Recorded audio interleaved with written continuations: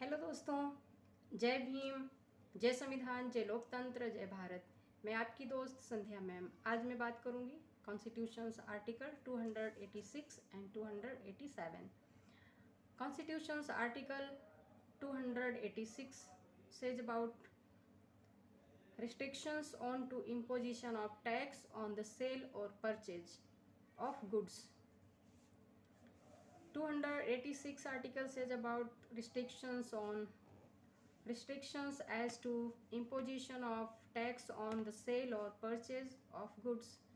Number 1, no law of state shall impose or authorize the imposition of a tax the sale or purchase of goods where such sale or purchase takes place.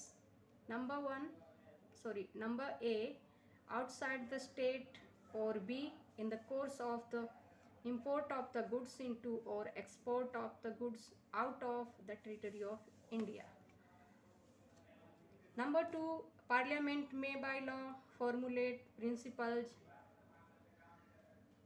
for determining when a sale or purchase of goods takes place in any of the ways mentioned in clause 1st. Number 3rd,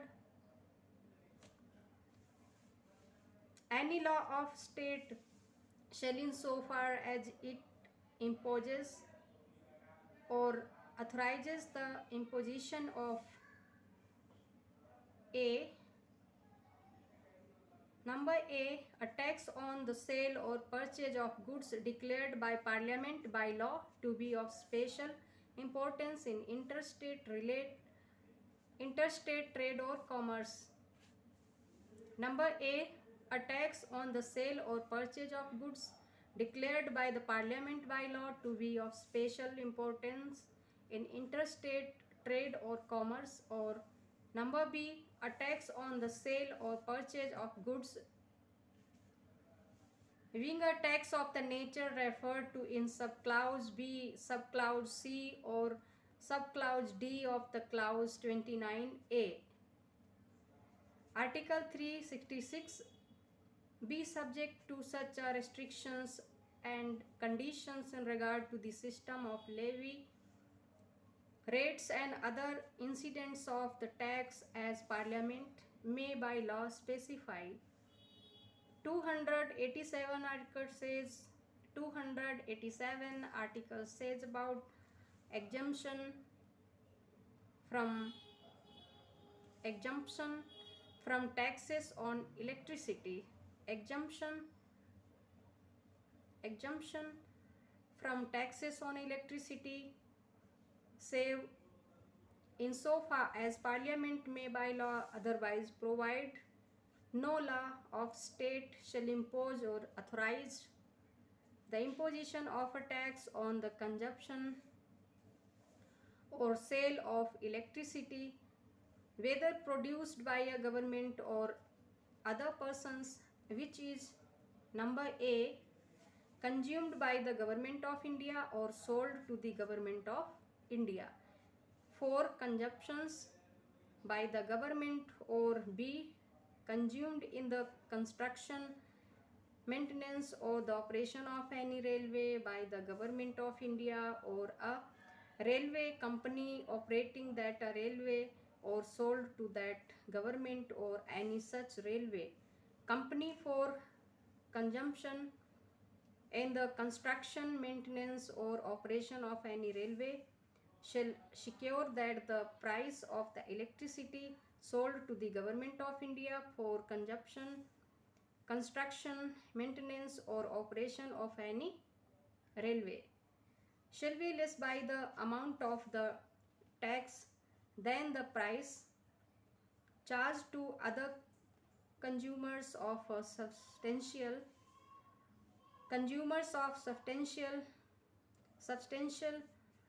quantity of electricity.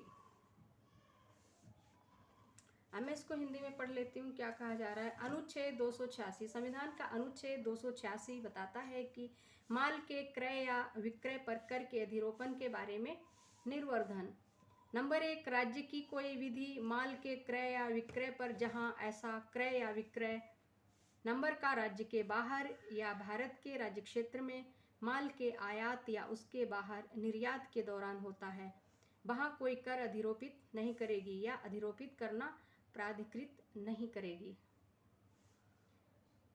Number 2 यानी number 2, संसदीय अवधारित करने के लिए कि माल का क्रय या विक्रय खंड 1 में वर्णित रीतियों में से किसी रीति से कब होता है, विधि द्वारा सिद्धांत बना सकेगी।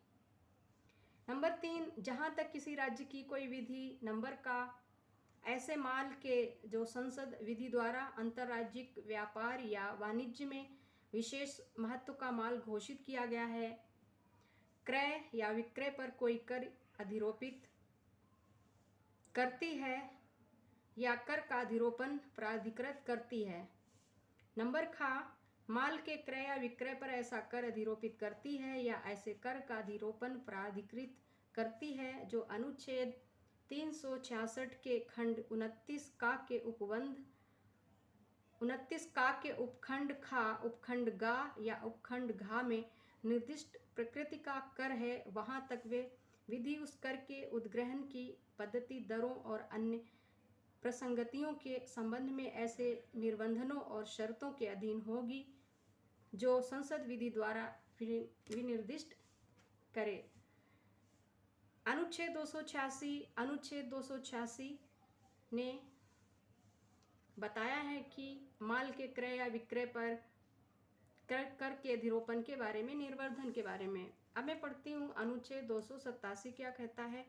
संविधान का अनुच्छेद 287 कहता है कि विद्युत पर करों से छूट, जो इलेक्ट्रिसिटी है उसके जो टैक्सेस हैं उन पे छूट, एग्जम्पशंस, वहाँ तक के सिवाय जहाँ तक संसद विधि द्वारा अन्यथा उपबंध करे। किसी राज्य की कोई विधि किसी सरकार द्वारा या अन्य व्यक्तियों द्वारा उत्पादित विद्युत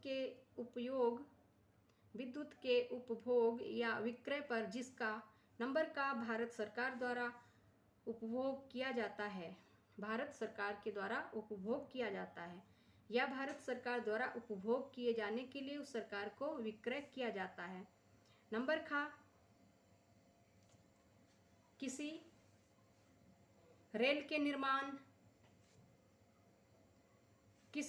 निर्माण, बनाए रखने या चलाने में भारत सरकार या किसी रेल कंपनी द्वारा जो उस रेल को चलाती है उपभोग किया जाता है, अथवा किसी रेल के निर्माण, बनाए रखने या चलाने में उपभोग के लिए उस सरकार या किसी ऐसी रेल कंपनी को विक्रय किया जाता है, कोई कर अधिरोपित नहीं करेगी या कर का अधिरोपण प्राधिकृत नहीं करेगी।